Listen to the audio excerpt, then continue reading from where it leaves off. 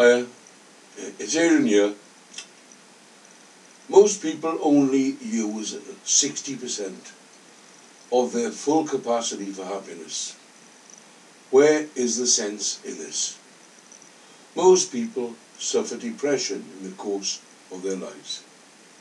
It wouldn't happen if they used their full capacity for happiness. So this lecture is about using 100% of your capacity for happiness, 100% of your time. The aim is to keep yourself free of depression and repeats of those churning thoughts of suicide. It relies on the work of Dr. Sonia Lyubomirsky. She is a professor in the psychology department of University of California, Riverside. I rely on her book, The How of Happiness. It's all about strategies she discovered in research that can increase happiness. Let me first give you the backstory of how I found it. I retired in 2010 and didn't go into depression at having to leave my beloved 50-year career, but I was unhappy to do so.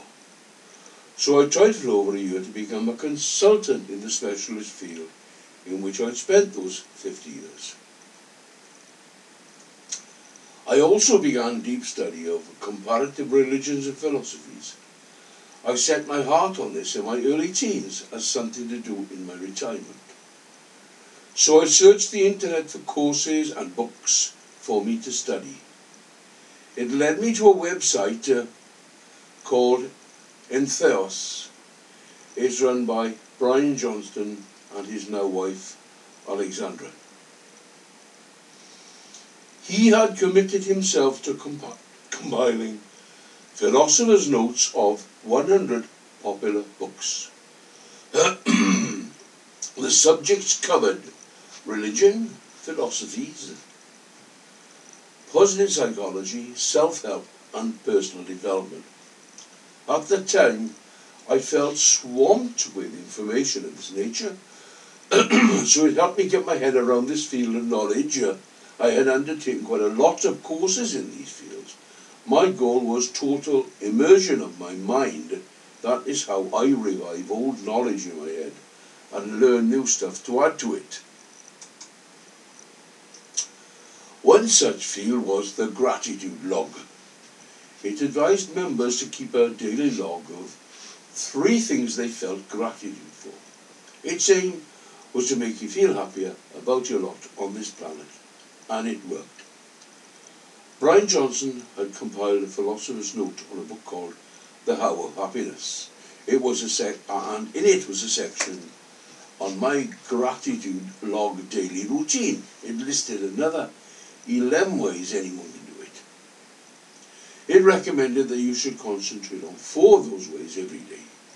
I picked on gratitude, spirituality, optimism, and personal relationships as my 4. In less than 3 months, I was overflowing with happiness.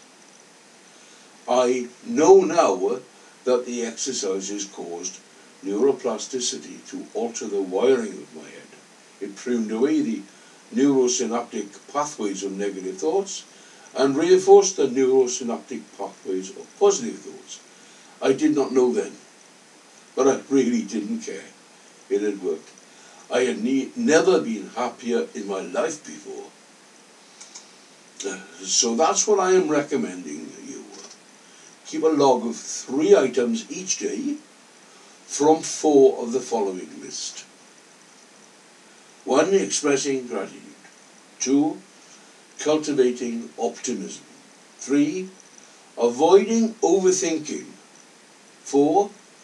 Doing acts of kindness. 5. Nurturing relationships. 6. Develop coping strategies. 7. Learning forgiveness. 8. Going with your flow. 9. Savouring life's joys. 10. Committing to goals. 11. Practicing spirituality. And 12. Take care of your body. I suggest you read Dr. Sonia Lyubomirsky's book from start to finish. It is personable, intimate, and she sounds like a big, clever, caring sister. I don't think I ever said anything like that about any writer before in my entire life. She hit me with the most extraordinary feelings I remember having. If you can't afford the book, read the philosopher's note on the book. It picks out the key points about it you need to know. Brian gives free scholarship places to people who can't afford his fees.